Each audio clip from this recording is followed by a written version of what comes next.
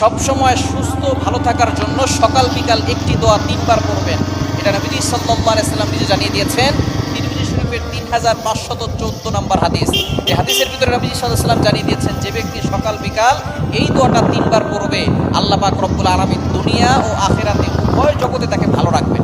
দোয়াটি হচ্ছে, আল্লাহুম্মা ইন্নী আসআলুকাল আফিয়াতা ফিদ দুনিয়া ওয়াল আখিরাহ।